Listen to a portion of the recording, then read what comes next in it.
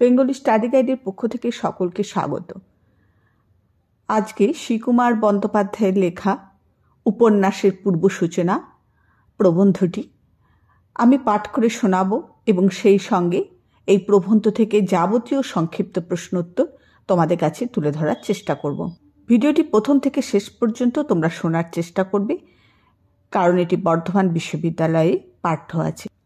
প্রাচীন ও মধ্যযুগের সাহিত্যে উপন্যাসের পূর্ব সূচনা।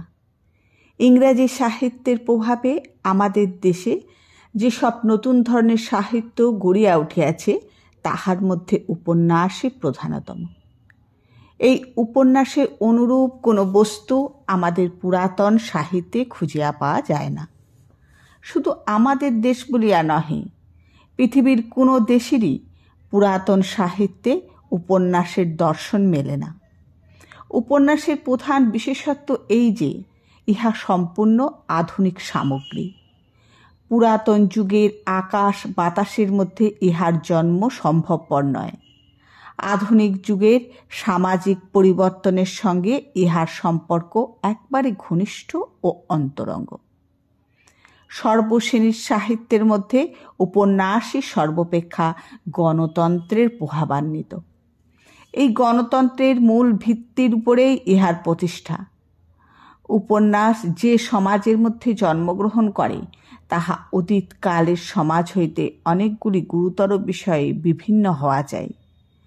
প্রথমত, মধ্যযুগের সামাজিক শৃঙ্খলা হইতে মানুষের মুক্তিলাভ ও ব্যক্তি স্বাতন্ত্র্যের উদ্বোধন উপন্যাস সাহিত্যের একটি অপরিহার্য অঙ্গ। মধ্যযুগের সমাজ কতকগুলি সনাতন অপরিবর্তনীয় শ্রেণীতে বিন্যস্ত থাকে এবং মানুষ নিজের স্বতন্ত্র অস্তিত্ব উপলব্ধি না করিয়া আপনাকে কোনো একটি সামাজিক শ্রেণীর প্রতিনিধিরূপে গ্রহণ করিয়া থাকে ও সেই শ্রেণীর মধ্যে আপনাকে সম্পূর্ণরূপে বিলুপ্ত করিয়া দেয়। ওই শ্রেণী বিশেষের মধ্যে আত্মবিলোপ ব্যক্তিত্ব বিকাশের পক্ষে সম্পূর্ণ প্রতিকূল ও উপন্যাসের আবির্ভাবের পক্ষে একটি প্রধান অন্তরায়। কিন্তু আধুনিক যুগের মানুষ আর আপনাকে একটি শ্রেণীর মধ্যে সম্পূর্ণ ডুবাইয়া রাখিতে চায় না। সমুদয় সামাজিক শৃঙ্খল হইতে মুক্তি লাভ করিয়া নিজের ব্যক্তিত্ব ফুটাইয়া তোলা তাহার একটি প্রধান আকাঙ্ক্ষার বিষয় হইয়াছে। এই ব্যক্তিত্ববোধের সঙ্গে সঙ্গেই উপন্যাসের আবির্ভাব। দ্বিতীয়ত, ব্যক্তিত্ব বিকাশের সঙ্গে সঙ্গেই নিম্নতম শ্রেণীর মানুষের মনেও যে একটা আত্মমর্যাদাবোধ জাগিয়া ওঠে ও যাহা সমাজে অন্যান্য শ্রেণীর লোক শীঘ্রই হোক বা বিলম্বেই হোক স্বীকার করিতে বাধ্য হয়, তাহাও উপন্যাস সাহিত্যের একটি প্রধান উপাদান। উপন্যাসের ওপর গণতন্ত্রের প্রভাব এখানেও সুপরিস্ফুট। প্রাচীন সাহিত্যের বিষয় প্রধানত অতিমানুষ বা উচ্চ শ্রেণীর মানুষের কীর্তিকলাপ। ইহা সাধারণ লোকের বিশেষ ধার ধারে না।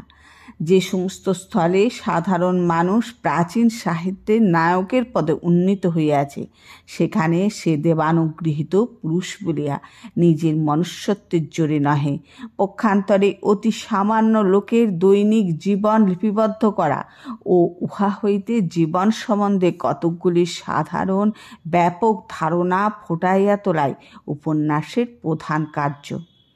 সুতরাং কোনো দেশের সামাজিক অবস্থার এই সমস্ত পরিবর্তন সংসাধিত না হইলে তাহা উপন্যাসের জন্য উপযুক্ত ক্ষেত্র রচনা করিতে পারে না। এই সমস্ত কারণের জন্যই উপন্যাসের আধুনিকত্ব। বর্তমান যুগের পূর্বে, গণতন্ত্রের ক্রমবিকাশের পূর্বে ইহার আবির্ভাব সম্ভব ছিল না। অবশ্য উপন্যাস যে একেবারে নিরবচ্ছিন্ন বিস্ময় বা অজ্ঞাত প্রহেলিকার মতো সাহিত্যক্ষেত্রে সম্পূর্ণ অতর্কিতভাবে আবির্ভূত হয়েছে তাহা নহে। প্রাচীন সাহিত্যের মধ্যে ইহার ক্ষীণ সংকেত ও সুদূর ইঙ্গিত খুঁজিয়া পাওয়া যায়। কাব্যে, ধর্মগ্রন্থে, ব্যঙ্গ বিদ্রূপের কবিতায়, আখ্যায়িকার ও নাটকে যেখানে লেখকের জ্ঞাতসারে বা অজ্ঞাতসারে সমাজের একটি বাস্তব চিত্র প্রতিফলিত হয়, সেখানেই চিত্রাঙ্কনের চেষ্টা দেখা যায় বা সামাজিক মনুষ্যের সম্পর্ক ও সংঘাত ফুটিয়া ওঠে। সেখানে উপন্যাসের ভাবী ছায়াপাত হইয়া থাকে। উপন্যাসের জন্ম হইবার পূর্বে উহার লক্ষণ ও উপাদানগুলি বিক্ষিপ্ত বিপর্যস্তভাবে সাহিত্যের মধ্যে ছড়ানো থাকে। তারপর যথাসময়ে কোনো প্রতিভাবান লেখক এই সমস্ত বিক্ষিপ্ত উপাদানগুলিকে সুসংবদ্ধ ও সুনিয়ন্ত্রিত করিয়া ও তাহাদিগকে একটি বাস্তব আখ্যায়িকার মধ্যে গাঁথিয়া দিয়া এক প্রকার নতুন সাহিত্যের জন্মদান করেন ও চিরপ্রবহমান সাহিত্য স্রোতকে নতুন প্রণালীতে সঞ্চারিত করেন। প্রাচীন সংস্কৃত কাব্য ও আখ্যায়িকা। আমাদের দেশে প্রাচীন সাহিত্যেও সমস্ত ছদ্মবেশের মধ্য দিয়া উপন্যাসের প্রথম অঙ্কুর ও আদি লক্ষণগুলি আবিষ্কার করা যায়। আমাদের রামায়ণ, মহাভারত ও পৌরাণিক সাহিত্যে সমস্ত অলৌকিক ঘটনা ও ঐশ্বরিক শক্তির বিকাশের মধ্যে সময়ে সময়ে বাস্তব সমাজচিত্রের ক্ষীণ প্রতিচ্ছায়া ও বাস্তব মনুষ্যের অকৃত্রিম সুখ দুঃখের মৃদু প্রতিধ্বনি আত্মপ্রকাশ করিয়া থাকে। মাঝে মাঝে দেবদেবীর স্তুতিগান ও ভক্তি উচ্ছ্বাসের ভিতর দিয়া অতি প্রাকৃতের কুহিলিকাময় যবনিকা ভেদ করিয়া যে ধ্বনি আমাদের কর্ণে প্রবেশ করে, তাহা দেশ কাল নিরপেক্ষ মানব হৃদয়েরই বাণী বলিয়া আমরা চিনিতে পারি।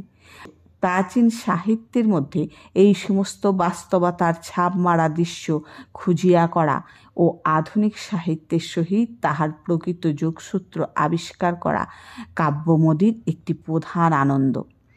সংস্কৃত গদ্য সাহিত্য, কথা সরিৎসাগর, বেতাল পঞ্চবিংশতি, দশকুমারচরী, কদম্বরী ইত্যাদির মধ্যেও বিশেষত্ব বর্জিত প্রথাবদ্ধ বর্ণনা বাহুল্যের অন্তরালে উপন্যাসের মৌলিক উপাদানগুলি বিক্ষিপ্ত রহিয়াছে বলিয়াই অনুভব করা যায়।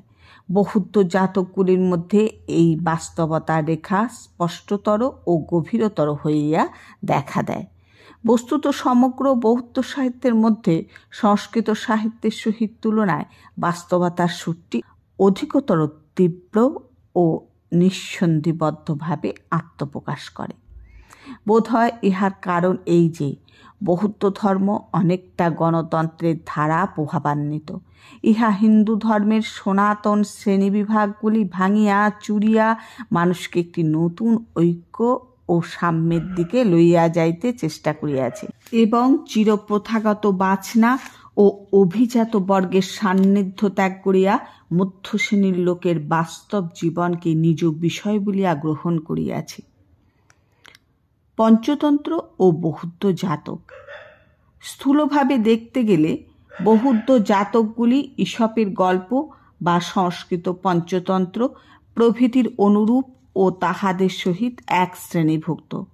বৌদ্ধ ধর্মের মহিমা প্রচার ও বুদ্ধের অলৌকিক ক্ষমতার পরিচয় দানই ইহাদের মুখ্য উদ্দেশ্য।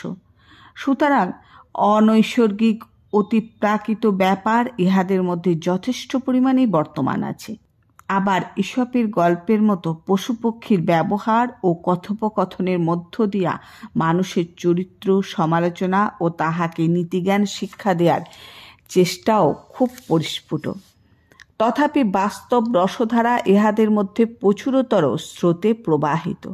সর্বত্র একটা সূক্ষ্ম পর্যবেক্ষণ শক্তি, গল্প বলিবার একটা বিশেষ নিপুণতা ও কৌশল এবং বাস্তব জীবনের সহিত একটা ঘনিষ্ঠ সংযোগ ইহাদিগকে সমজাতি ও অন্যান্য গল্প হইতে পৃথক করিয়া রাখিয়াছে। সুতরাং সংস্কৃত পঞ্চতন্ত্রের নীতিজ্ঞান বাস্তবতাকে অভিভূত করিয়াছেন। গল্পের অতি ক্ষীণ ও সূক্ষ্ম আবরণের ভিতর দিয়া নীতিশিক্ষার কঙ্কাল সুস্পষ্টভাবে দৃষ্টিগোচর হইতেছে। পশুপক্ষীর কথোপকথনের মধ্যে কোনো বিশেষ সরসতা, গল্প বলিবার ভঙ্গির মধ্যে কোনো বিশেষ উৎকর্ষ বা নাটকোচিত গুণ বিকাশের চেষ্টা কিছুই খুঁজিয়া পাই না। লেখকের দৃষ্টি কেবল মানব জীবন সম্বন্ধে খুব সাধারণ রকম অভিজ্ঞতাপ্রসূত নীতিজ্ঞান বা ব্যবহার চাতুর্যের প্রতি আবদ্ধ আছে। এই নীতিটিকে সংস্কৃত শ্লোকের মধ্যে স্মরণীয়ভাবে গাঁথিয়া তুলিবার চেষ্টাতেই তিনি সমস্ত শক্তি নিয়োগ করিয়াছেন। তাহার অনুভূতিকে বহির্জগতের অনন্ত বৈচিত্র্যপূর্ণ ঘাত প্রতিঘাত চঞ্চল দৃশ্য হইতে নির্বতিত করিয়া অন্তর্জগতের শুষ্ক নীতি নিষ্কাশন কার্যেই প্রেরণ করিয়াছেন। গল্পগুলিও যেন দেবভাষার সপ্তাড়ম্বরে সমাস ও সন্ধি বাহুল্যে বথিত গতি হইয়া নিতান্ত ক্ষীণ ও মন্থর পদে চলিয়াছে। তাহার যেন তাহাদিগের অন্তর্নিহিত নীতিসারটুকু বাহির করিয়া দিতে অত্যন্ত ব্যগ্র। কোনো মতেই নিজদিগকে নিঃশেষ করিয়া তাহাদের কক্ষিগত নীতিটুকু উদ্গার করিয়া দিলেই যেন তাহারা বাঁচে। শিক্ষা দেবার প্রবল আগ্রহেই তাহারা আপনাদের জীবনী শক্তিকে নিস্তেজ করিয়া দিয়াছে। অবাধ্য দুঃশীল রাজপুত্রদিগকে নীতি শিক্ষা দেবার জন্যই যে তাহাদের জন্ম, এবং প্রগাঢ় পাণ্ডিত্যপূর্ণ বিষ্ণু শর্মা যে তাহাদের লেখক, তাহাদের এই গৌরবময় ইতিহাস সম্বন্ধে তাহার মুহূর্তের জন্য আত্মবিস্তৃত হয়নি। তাহারা তাহাদের এই বিশেষ উদ্দেশ্য সম্বন্ধে কতটুকু সফলতা লাভ করিয়াছিল। দুঃশীল রাজপুত্রদের দুঃশীলতাকে এক অবসর সংক্ষেপ ছাড়া অন্য কোনো দিকে সীমাবদ্ধ করিতে সমর্থ হইয়াছিল কিনা তাহার কোনো প্রমাণ উপস্থিত হয়নি, এবং এই অখণ্ডনীয় প্রমাণের অভাবে যদি আমরা তাহাদের সংস্কারোচিত শক্তিকে সন্দিহান হই, তবে বোধহয় আমাদিগকে বিশেষ দোষ দেয়া যায় না। অবশ্য ঈশপের গল্পগুলি গল্পের মৌলিক উদ্দেশ্য হইতে এতটা বিপথগামী হয়নি। তাহাদের মধ্যে নীতিপ্রচার মুখ্য উদ্দেশ্য হইল, এবং প্রত্যেক গল্পের শেষে নীতিটি সুস্পষ্টভাবে উল্লেখিত থাকিলেও নীতিগল্পগুলিকে সম্পূর্ণ অভিভূত করিতে পারেনি। ঈশপের গল্পগুলি সহজ সরল ভাষায় রচিত, অলঙ্কার বাহুল্যে অযথা ভারাক্রান্ত নহে। সংস্কৃত পঞ্চতন্ত্রের ন্যায় তাহাদের বাস্তব জীবনের সহিত ব্যবধান এত বেশি নয়, তথাপি গল্প হিসাবে তাহাদের কোনো বিশেষত্ব নেই।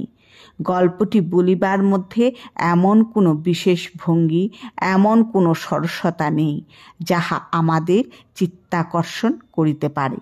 গল্পের অন্তর্নিহিত রসটি ফুটাইয়া তোলায় বা সরস কথোপকথনের মধ্য দিয়া তাহার আখ্যান অংশটিকে সজীব ও লীলায়িত করিয়া তোলার কোনো চেষ্টা নেই। গল্পটি যতদূর সম্ভব সংক্ষিপ্তভাবে যেন এক নিঃশেষে সরিয়া দিয়া তাহার মধ্য হইতে উপদেশটি বাহির করিয়া লইতেই লেখক ব্যস্ত। গল্পের মধ্যে বাস্তবতার একটি ক্ষীণ সুর আমাদের কানে প্রবেশ করে বটে, কিন্তু এই ক্ষীণ বাস্তবতার মধ্যে জীবনের সহিত কোনো নিবিড় সংস্পর্শের আভাস পাওয়া যায় না। মোট কথা, ইহাদের মধ্যে খাঁটি গল্পের প্রতি লেখকের অবিমিশ্র অনুরাগের পরিচয় বড় একটা মেলে না। মানব সমাজের যে আদিম অবস্থায় গল্প বর্ণিত ঘটনাগুলি জীবনের প্রকৃত সমস্যার বিষয় ছিল, আমরা সেই অবস্থা হইতে এখন বহু দূরে সরিয়া আসিয়াছি। সেই ঘটনাগুলি এখন আমাদের বাস্তব জীবনের মধ্যে আর প্রতিফলিত হয় না। কেবল তাহাদের অন্তর্নিহিত উপদেশগুলি আমাদের বর্তমান জটিলতর অবস্থার মধ্যে প্রয়োগ করা হয় মাত্র। অর্থাৎ আমাদের নিকট গল্পের কোনো মূল্য নেই, উপদেশটিরই যৎকিঞ্চিৎ মূল্য আছে। সামাজিক যে অবস্থায় বক সিংহের গলায় নিজের ঠোঁট প্রবেশ করিয়া দিয়ায় পুরস্কার চাহিয়া তিরস্কৃত হইয়াছিল, বা সিংহ চর্মাবৃত গদর্ভ আপনাকে সিংহ বলিয়া পরিচয় দিতে উদ্যোগী হইয়াছিল, আমাদের বর্তমান জীবনে সেই অবস্থাগুলির পুনরাবৃত্তি আমরা কল্পনা করতে পারি না। তাহাদের নীতি অংশটুকুই আমাদের অভিজ্ঞতার অংশীভূত হইয়া বর্তমানে অধিকতর জটিল ও সমস্যা সংকুল পথে আমাদিগকে সাবধানে পদক্ষেপ করিতে শিক্ষা দেয় মাত্র। অবশ্য ঈশপের দুই একটি গল্পের মধ্যে অপেক্ষাকৃত আধুনিক সমস্যার চিহ্ন পাওয়া যায়। যেমন অন্য জন্তুর বিরুদ্ধে সাহায্য পাইবার জন্য অশ্লীল মনুষ্যকে আহ্বান ও মনুষ্যের নিকট তাহার অধীনতা স্বীকার নিঃসন্দেহে একটি জটিল রাজনৈতিক সমস্যার আভাস দেয়। কিন্তু মোটের উপর পূর্ব মন্তব্য এসবের অধিকাংশ গল্প সম্বন্ধেই প্রযোজ্য। গল্প হিসাবে বৌদ্ধ জাতকগুলি পঞ্চতন্ত্র ও ঈশপের গল্প হইতে সর্বতোভাবেই শ্রেষ্ঠ। বাস্তব জীবনের চিহ্ন, বাস্তব সমস্যার ছাপ ইহাদের প্রত্যেকটির উপর অত্যন্ত গভীরভাবে মুদ্রিত। প্রকৃতপক্ষে বৌদ্ধ ধর্মের উদ্ভব অপেক্ষাকৃত আধুনিক বলিয়া ইহার সহিত আমাদের যে রূপ বিস্তারিত ও ব্যাপক পরিচয় আছে, এমন বোধহয় ইসলাম ধর্ম ছাড়া আর কোনো ধর্মের সহিত নেই। ইহার রীতি নীতি ও অনুশাসন, ইহার কার্যপ্রণালী ও ধর্ম বিস্তারের চেষ্টা বিশেষত সাধারণ গার্হস্থ্য জীবনের সহিত ঘনিষ্ঠ প্রাত্যহিক সম্পর্ক, এই সমস্তই আমাদের নিকট অত্যন্ত সুপরিচিত। হিন্দু ধর্মের ভিতর একটা প্রবল অনাসক্তির, একটা বিশাল উদাসীন্যের ভাব জড়িত রহিয়াছে। ঋষির তপবন গৃহীর প্রাত্যহিক জীবন হইতে বহু দূরে অবস্থিত। তাহাদের পরস্পরের মধ্যে সংস্পর্শের চিহ্ন অতি বিরল। তপবনের আদর্শ শান্তি গৃহস্থের শত শত ক্ষুদ্র কলরবে, তুচ্ছ কোলাহলের দ্বারা বিচলিত হয়নি। কচ্চিৎ কোনো তত্ত্বজিজ্ঞাসু রাজা ঋষির চরণ প্রান্তে শিষ্যের ন্যায় আসিয়া পূর্ণত হইয়াছেন। ঋষিও তাহাকে তত্ত্বকথা শুনাইয়া তাহার জ্ঞান নেত্র উন্মীলন করিয়াছেন। তাহার পারিবারিক জীবনের খুঁটিনাটি সংবাদ জিজ্ঞাসা করিয়া নিজ কৌতূহল প্রবৃত্তির পরিচয় দেননি, অথবা সময়ে সময়ে ঋষি কোনো বিশেষ প্রয়োজনে তপবনের পবিত্র গণ্ডি ছাড়াইয়া রাজধানীর মধ্যে প্রবেশ করিয়াছেন এবং কার্য শেষ হইলেই নিজ আশ্রমের নিভৃত ছায়াস্নিগ্ধ কোণে প্রত্যাবর্তন করিয়াছেন। মোট কথা, হিন্দু ধর্মের এক বিরল প্রয়োজন ছাড়া তপবন ও গার্হস্থ্যশ্রমের মধ্যে কোনো চিরস্থায়ী সংযোগ সেতু নির্মিত হয়নি। বৌদ্ধ ধর্মে কিন্তু ইহার সম্পূর্ণ বিপরীত। সেখানে আশ্রম ও গার্হস্থ্য জীবনের মধ্যে একটা অবিচ্ছিন্ন যোগ রহিয়া গিয়াছে। ভিক্ষুকরা প্রতিদিনই গ্রাম বা নগরের মধ্যে ভিক্ষাচর্চা ও ধর্মদেশনার জন্য যাইতেন এবং গার্হস্থ্য জীবনের প্রত্যেক ক্ষুদ্র সমস্যায় জড়িত ঘনিষ্ঠভাবে বিজারিত হইতেন। আশ্রম হইতে গ্রামের পথখানি সর্বদাই গমনাগমনের কোলাহলে মুখরিত থাকিত। গ্রামবাসীরা তাহাদের প্রত্যেক তুচ্ছ কলহ ও অশান্তির কারণ লইয়া বুদ্ধের চরণে নিবেদন করিতে আসিত এবং উপযুক্ত ব্যবস্থা ও সমাধানের উপায় সম্বন্ধে উপদেশ লইয়া ফিরিত। এই সাধারণ জীবনের সহিত নৈকট্যই বৌদ্ধ জাতকগুলির গল্পাংশের উৎকর্ষের কারণ হইয়াছে। এই বাস্তব নৈকট্যের নিদর্শন জাতকগুলির মধ্যে অজস্র প্রাচুর্যের সহিত বিক্ষিপ্ত। ভিক্ষুকের ধর্মজীবনের নানা সমস্যা, তৎকালীন সামাজিক রীতিনীতি, মধ্য ও নিম্ন শ্রেণীর জনসাধারণের জীবনযাত্রা, এমনকি পশুপক্ষী ও বুদ্ধদেবের চরিত্রচিত্রণ সর্বত্রই এই বাস্তবতা প্রবণ মনোবৃত্তির সুস্পষ্ট ছাপ অঙ্কিত হইয়াছে। এমনকি ইহাদের ভাষা ও উপমা উদাহরণ নির্বাচনের মধ্যেও এই বাস্তবতার চিহ্ন সুপ্রকট। সামান্য দুই একটা উদাহরণ ও সংক্ষিপ্ত আলোচনার দ্বারা এই বিষয়টি পরিস্ফুট করা যায়। বৌদ্ধ ভিক্ষুকের ধর্মজীবনের প্রত্যেক সমস্যা, প্রত্যেক প্রকারের প্রলোভন, ধর্ম বিষয়ক প্রত্যেক প্রকারের মতভেদ ও বাদানুবাদ, ভিক্ষুকের মধ্যে পরস্পর সৌহার্দ্য ও ঈর্ষা, ধর্ম উপদেশ পালনে নিষ্ঠা ও শৈথিল্য, ভক্তি ও ভণ্ডামি, এই সমস্ত ব্যাপারই একটা নিখুঁত জীবন্ত ছবি জাতকের মধ্যে অঙ্কিত হইয়াছে। প্রব্রজা গ্রহণের সঙ্গে সঙ্গেই যে মানুষের প্রকৃতিগত আশা ও আকাঙ্ক্ষা, ভোগ পিপাসা ও উচ্চাভিলাষ বিলয় প্রাপ্ত হয় না, তাহা ইহাদের প্রত্যেকটির মধ্যেই পরিস্ফুট হইয়াছে। নির্বাণপ্রদ শাসনে অবস্থিত হইয়াও ভিক্ষুকরা উৎকৃষ্ট ভোজ্য চর্বির ও ব্যবস্থানের মোহ অতিক্রম করিতে পারেনি, অন্তরের গূঢ় সততা ও অভিমান বিসর্জন দিতে পারেনি। আশ্রমের মধ্যেই এই আদিম ও স্বাভাবিক প্রবৃত্তির ঘাত প্রতিঘাত চলিতেছে।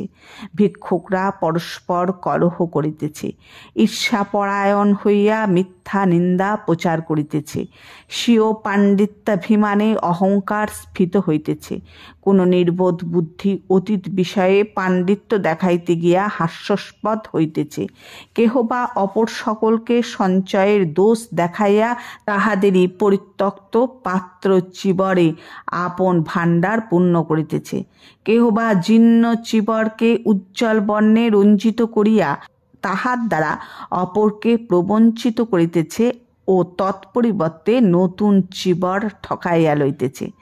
বক্তৃতা গ্রন্থে এর পরিচয় পায় 3 অধ্যায়ে। এই প্রকার বাস্তব জীবনের ঘটনার সন্নিবেশে জাতকগুলি বিশেষ উপভোগ্য ও সরস হইয়া উঠিয়াছে। আবার সাধারণ গার্হস্থ্য জীবন বর্ণনাতেও এই বাস্তবতার প্রাধান্য বিশেষভাবে উপলব্ধি করা যায়। বিষয় নির্বাচনে ও বর্ণনা ভঙ্গিতে একটা নতুনত্ব, সাধারণ পরিচিত প্রণালীকে অতিক্রম করিবার চেষ্টা সর্বত্রই পরিস্ফুট। সাধারণ গল্প যে সমস্ত বাঁধা ধরা মামুলি ঘটনাতে আবদ্ধ থাকে, জাতকে তাহার হয়নি। শুভ দিনের প্রতীক্ষা করিতে গিয়া কিরূপে বিবাহ ভাঙিয়া গিয়াছিল, ধূর্তেরা অর্থলোভে কিরূপে ধনীদের মধ্যে বিষ মিশিয়া দেবার ষড়যন্ত্র করিয়াছিল, এক মূর্খ কিরূপে তাহার মদ্য অতিরিক্ত লবণাক্ত করিয়া স্বীয় ব্যবসা নষ্ট করিয়াছিল, এক প্রত্যন্ত প্রদেশের শাসনকর্তা কিরূপে দস্যুদের সহিত লুণ্ঠিত ধনের অংশ লইবার ষড়যন্ত্র করিয়া তাহাদিগকে জনপদ লুণ্ঠন করিতে দিয়াছিল, খড়ম্বর জাতক গ্রন্থে তার পরিচয় পায়। একজন নবী কিরূপে নিজ অমঙ্গলসূচক নামের ভয় হইতে মুক্তিলাভ করিয়াছিল, কালকর্ণী ও নাম সিদ্ধিকী জাতক গ্রন্থে তার পরিচয় পায়। একজন দাসপুত্র কিরূপে আপনাকে নিজ প্রভুর পুত্র বলিয়া পরিচয় দিয়া সেবা গুণে ক্ষমা ও প্রসাদ পাইয়াছিল, কটাহক জাতক গ্রন্থে তার পরিচয় পায়। একজন নাপিত কিরূপে উচ্চকুলজাত লচ্ছবী বংশের রমণীর সহিত প্রণয়াসক্ত হইয়া প্রাণ হারিয়াছিল, শৃগাল জাতক গ্রন্থে তার পরিচয় পায়। এক গৃহস্থ কিরূপে মহামারীর সময় গৃহত্যাগ করিয়া স্থানান্তরে পলাইয়া নিজ জীবন রক্ষা করিয়াছিল, কচ্ছপ জাতক গ্রন্থে তার পরিচয় পায়। এই সমস্ত জীবনের বিচিত্র বিবিধর ঘটনার জাতকগুলি পূর্ণ। অন্যান্য প্রাচীন গল্পের সহিত তুলনায় জাতকের প্রধান বিশেষত্ব এই যে ইহাতে নীতি প্রচারের জন্য গল্পকে বলি দেয়া হয়নি, গল্পটিকে মনোহর ও চিত্তাকর্ষক করিয়া তুলিবার জন্য লেখক বিশেষ চেষ্টা করিয়াছেন। ইহাদের মধ্যে পশু বিষয়ক গল্প ও অনৈসর্গিক অবতারণার যথেষ্ট আছে। কোনো দেশেরই প্রাচীন সাহিত্য হইতে এই অতিপ্রাকৃত অংশ বর্জন করা সম্ভবপর ছিল না, কিন্তু সমস্ত বাধা সত্ত্বেও তাহাদের মধ্যে বাস্তব রসধারায় প্রবাহ খণ্ডিত ও প্রতিহত হয়নি। পশু বিষয়ক গল্পের মধ্যেও যে পরিমাণ পরিহাস রস, বাস্তব বর্ণনা ও পশুদের প্রকৃত স্বভাব ও ব্যবহার ফুটাইয়া তুলিবার চেষ্টা পাওয়া যায়, সংস্কৃত সাহিত্যের তদনুরূপ কিছুই দেখিতে পাই না। কুন্তল কুক্ষী, সৈন্ধব জাতক, কৃষ্ণ জাতক, বক জাতক, কাক জাতক, এই সমস্তই পশু বিষয়ক জাতকগুলি বাস্তবতা প্রাধান্যের উদাহরণ। পঞ্চতন্ত্রে যে জরোদ্গবের কাহিনী বিবৃত হইয়া তাহাকে আমরা কোনো মতে গৃধ্র বলিয়া কল্পনা করিতে পারি না। তাহার গৃদ্ধচিত কোনো লক্ষণই আমরা খুঁজিয়া পাই না। যে পঙ্কনিমগ্ন শার্দূল ধর্মশাস্ত্রের শ্লোক উদ্ধৃত করিয়া প্রতীক্ষে কঙ্কণ লইবার জন্য আহ্বান করিতেছে, তাহাকে আমরা কোনো মতেই বনের বাঘ বলিয়া চিনিতে পারি না। সংস্কৃত শ্লোকের আতিশয্য সাধু ভাষার আড়ম্বরে তাহার শার্দুল প্রকৃতি ব্যাঘ্রচিত নখর দ্রংষ্টা একবারে ঢাকা পড়িয়া গিয়াছে। ঈশপের গল্পগুলিতে যেমন একদিকে নীতিকথার বাহুল্য নেই, তেমনি অপরদিকে সরস বাস্তব বর্ণনারও চিহ্ন পাওয়া যায় না। পশুদের বিশেষ প্রকৃতি ফুটাইয়া তুলিবার কোনো চেষ্টা দেখা যায় না। অবশ্য জাতকেও যে এই দোষের অভাব আছে তাহা বলা যায় না। সেখানেও হস্তি, মর্কট, তিত্তির প্রভৃতি পশুপক্ষীর মুখে রুদ্ধ মাহাত্ম্য কীর্তন, পঞ্চশীলের গুণগান শোনা যায়। কিন্তু লেখক ইহাদের মধ্যে এমন বাস্তব বর্ণনার অবতারণা করিয়াছেন, পশুপক্ষীদের প্রকৃতিসুলভ দু একটা লক্ষণের এমন সুকৌশল উল্লেখ করিয়াছেন যে তাহাদের প্রকৃত রূপ চিনিতে আমাদের কোনো কষ্ট হয় না। আরও নানা দিক দিয়া জাতকের এই বাস্তবতা গুণের স্ফুরণ হইয়াছে। তাহাদের মধ্যে মধ্যবিত্ত ও সাধারণ লোকের কাহিনী যে পরিমাণ স্থান পেয়েছে, আমাদের প্রাচীন সাহিত্যের অন্য কোনো বিভাগে সেরূপ দেখা যায় না। বৌদ্ধ ধর্মের মধ্যে জনসাধারণের যেরূপ প্রভাব দেখা যায়, হিন্দু ধর্মে ও সংস্কৃত সাহিত্যে তার কোনো লক্ষণ পাওয়া যায় না। কাজেই জাতকের মধ্যে শিল্প, বণিক, শ্রেষ্ঠী, কর্মকার, সূত্রধর প্রভৃতি সাধারণ লোকের জীবনযাত্রার সম্বন্ধে অনেক তথ্য সন্নিবিষ্ট আছে। বরঞ্চ রাজা উজিবের বর্ণনাগুলি অনেকটা মামুলি ধরনের ও বিশেষত্ব বর্জিত, কিন্তু অপেক্ষাকৃত নিম্ন শ্রেণীর চরিত্রে লেখকের সত্যানুরাগ ও বাস্তবানুগামিত্বের পরিচয় যথেষ্ট পাওয়া যায়। আবার বুদ্ধের নিজের চরিত্রও যতদূর সম্ভব অতিরঞ্জন বর্জিত হইয়া চিত্রিত হইয়াছে। অবশ্য লেখক বুদ্ধ চরিত্রের অলৌকিক মাহাত্ম্য দেখাইতে বিশেষ কৃপণতা করেননি, কিন্তু তথাপি সংস্কৃত ভাষার স্বাভাবিক অত্যুক্তি প্রবণতার সহিত তুলনা করিলে জাতকের ভাষার মধ্যে একটা সংযম ও পরিমিত ভাবের নিদর্শন পাওয়া যায়। বোধিসত্ত্ব যে কেবল রাজকুল ও অভিজাত বংশে জন্মগ্রহণ করিয়াছেন তাহা নহে, তাহাকে সময়ে সময়ে নিতান্ত নীচ ক্রোধভব করিয়াও দেখানো হয়েছে। তিনি যে সকল সময়ে একটা আদর্শ অপরিম্লান পূর্ণ জ্যোতির মধ্যে বাস করিয়াছেন তাহাও নয়। অনেক জাতকেই তাহার পদস্খলন ও নির্বুদ্ধিতার চিত্র অঙ্কিত হইয়াছে। তিনি অনেক জাতকে নিতান্ত নীচ ও হৃদয়বৃত্তি অনুসারী বলিয়াও প্রদর্শিত হইয়াছেন। এমনকি একটি জাতকে তিনি চোরের সর্দার রূপেও বর্ণিত হইয়াছিলেন। সকল ধর্মেই ধর্মের প্রতিষ্ঠাতাকে আদর্শ চরিত্র ও অতিমানব গুণের অধিকারী বলিয়া দেখানো হয়, কিন্তু জাতকে বুদ্ধের পূর্বজন্ম সমূহের বৃত্তান্ত বর্ণনে এই সর্বধর্ম সাধারণ প্রবৃত্তিকে অতিক্রম করা হইয়াছে। বোধিসত্ত্বের চরিত্র বর্ণনে বাস্তবানুরক্তির পরিচয় দিয়া জাতককার এই আশ্চর্য সাহস দেখাইয়াছেন, তাহা প্রাচীন সাহিত্যে সুলভ নহে। এই বাস্তব ফ্রেমে আটা বলিয়া জাতকগুলি গল্পাংশে উৎকর্ষ এত বেশি। পঞ্চতন্ত্র বা ঈশপের গল্পগুলিতে তাহাদের বর্তমান উপলক্ষ সম্বন্ধে কোনো পরিচয় মেলে না। বাস্তব জীবনে তাহাদের ভিত্তি সম্বন্ধে আমরা অজ্ঞ থাকি। তাহারা যেন কতকগুলি সর্বদেশ সাধারণ মানব প্রকৃতি সুলভ কাল্পনিক অবস্থার চিত্র বলিয়া মনে হয়। কোনো বিশেষ দেশের মৃত্তিকার সহিত তাহাদের সংশ্লিষ্ট করিতে পারা যায় না। কোনো বিশেষ জাতির জীবনরস তাহাদের মধ্যে সঞ্চারিত হয় না। কিন্তু বৌদ্ধ জাতক সম্বন্ধে আমরা সেরূপ কোনো অসুবিধা ভোগ করি না। আমাদের সামাজিক ও পারিবারিক অবস্থার মধ্যেই তাহাদের মূল গভীরভাবে প্রথিত হইয়াছে। ইহাদের মধ্যে উপন্যাস লেখকের মনোভাব সম্পূর্ণভাবে প্রকট। জীবনের ক্ষুদ্র ক্ষুদ্র ব্যাপারগুলির সূক্ষ্ম পর্যবেক্ষণ ও সরস বর্ণনায় ভাবী ঔপন্যাসিকের প্রধান গুণ। প্রাচীন সাহিত্যে ঠিক এই মনোবৃত্তির অভাবই আমাদের দৃষ্টি আকর্ষণ করে। প্রাচীন লেখকরা যেন এই ক্ষুদ্র ঘটনাগুলির গৌরব ও কথা সম্পদ স্বীকার করিতে চাহেন না। তাহারা ধর্মতত্ত্ব বা দার্শনিক মতের অভ্রভেদী স্তম্ভ নির্মাণ করিয়া তাহার তলে এই ক্ষুদ্র অকিঞ্চিৎকর ঘটনাগুলি প্রথিত করিয়া ফেলেন। মহাকাব্যে জীবনের বীরত্বপূর্ণ বৃহৎ বিকাশগুলিকেই ফোটাইয়া তোলেন। প্রাত্যহিক জীবনের ক্ষুদ্র কাহিনীগুলিকে, ঘরের ছোটোখাটো হাসি কান্না সুখ দুঃখগুলিকে সাহিত্যের অযোগ্য বলিয়া অবজ্ঞা ভরে উপেক্ষা করিয়া যান।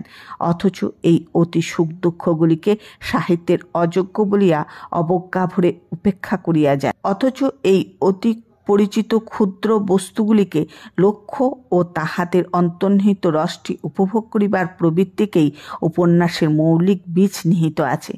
সেই জন্য ইংরেজি সাহিত্যে চসারকেই আমরা ভাবি ঔপন্যাসিকের নিকটতম জ্ঞাতি ও পূর্বপুরুষ বলিয়া সহজেই অনুভব করি। তিনি ঔপন্যাসিক না হইলেও উপন্যাসের উপাদান ও ঔপন্যাসিক মনোবৃত্তি তাহার যথেষ্ট পরিমাণেই ছিল।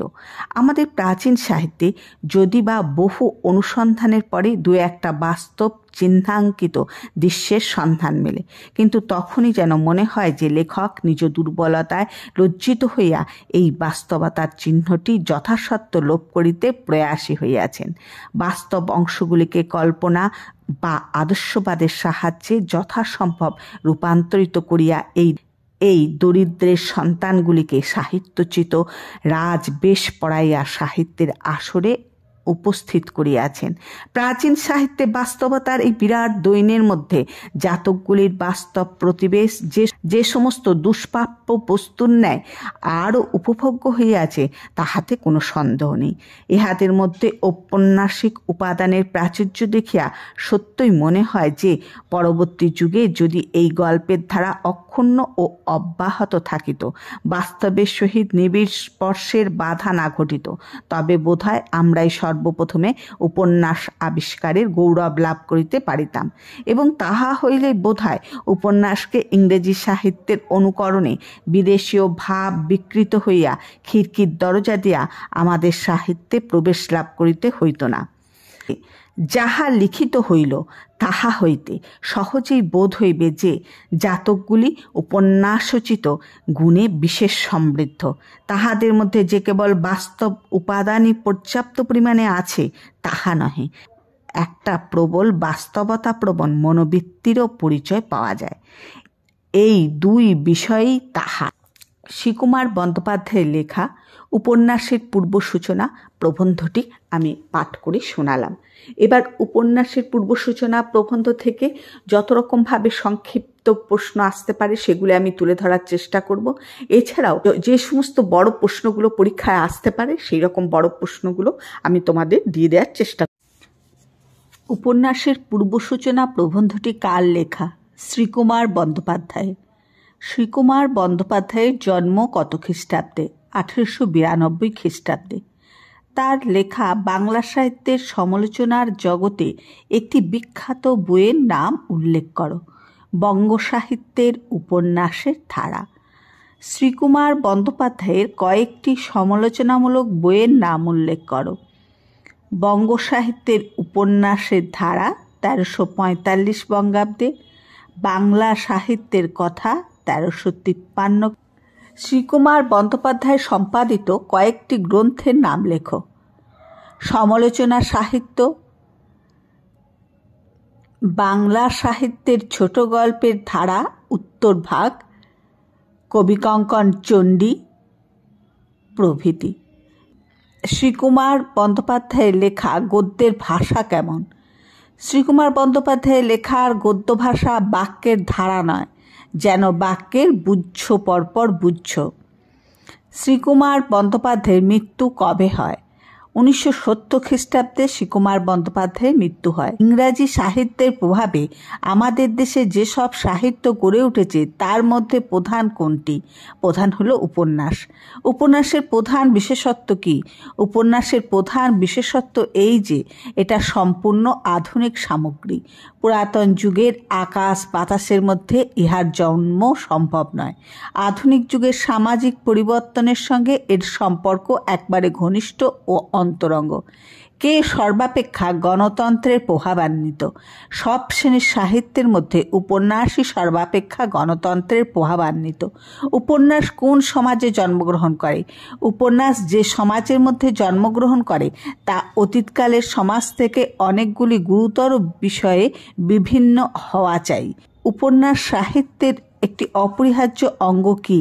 মধ্যযুগের সামাজিক শৃঙ্খলা থেকে মানুষের মুক্তিলাভ ও ব্যক্তি স্বাতন্ত্র্যের উদ্বোধন উপন্যাস সাহিত্যের একটি অপরিহার্য অঙ্গ।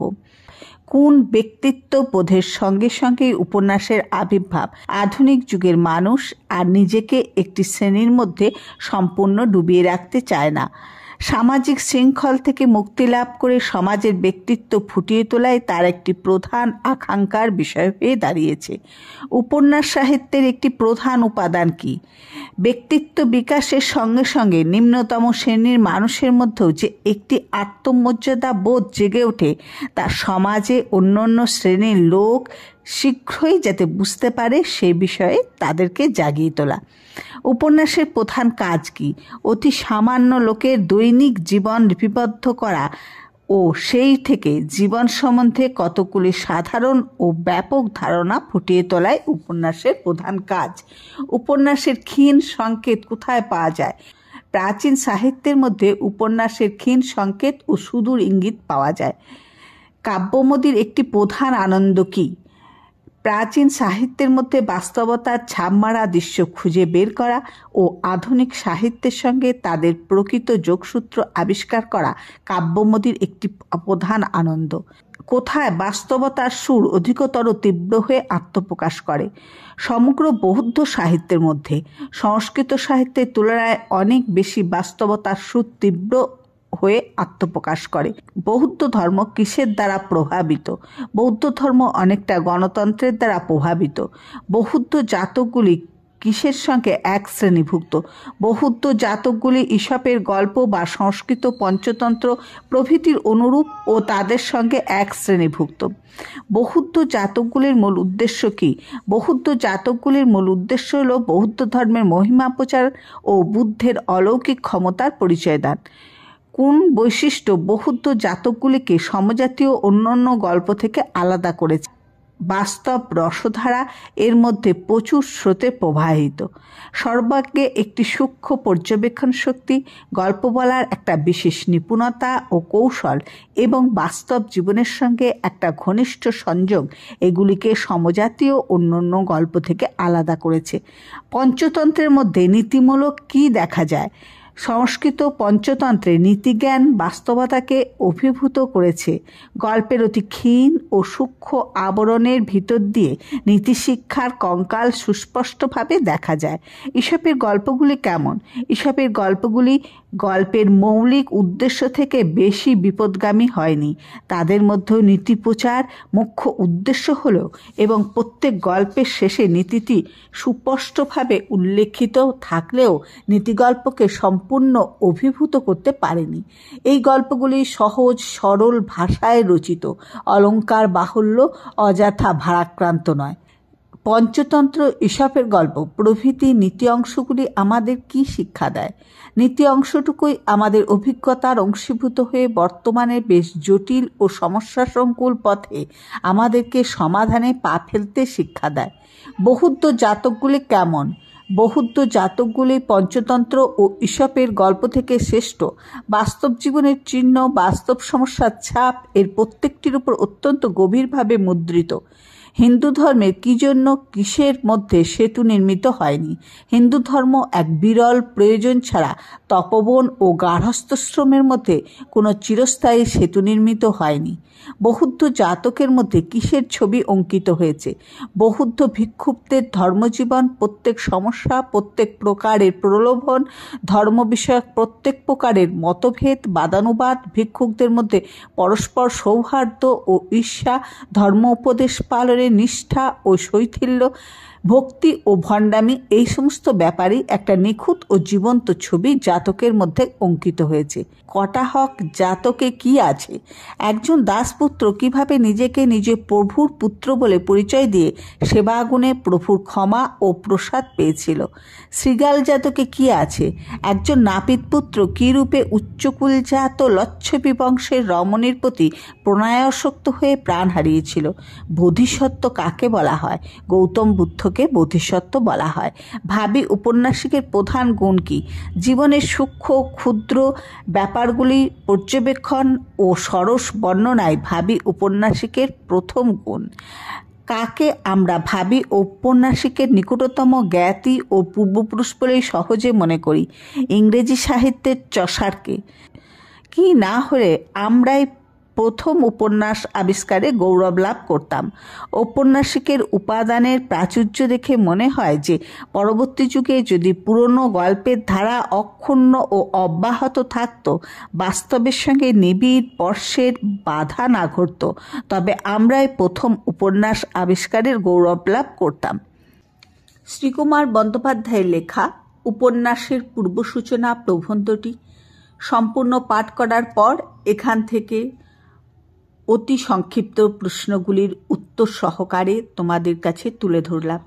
প্রবন্ধটি শুনতে শুনতে কোনো শব্দের মানে যদি তোমাদের বুঝতে অসুবিধা হয়, অবশ্যই আমাকে কমেন্টে জানাবে, আমি উত্তর দেওয়ার চেষ্টা করব। ভিডিওটি প্রথম থেকে শেষ পর্যন্ত খুব মন দিয়ে শুনবে। পরবর্তী অন্য একটি ভিডিও নিয়ে তোমাদের কাছে উপস্থিত হব। ততক্ষণ তোমরা ভালো থাকবে, সুস্থ থাকবে।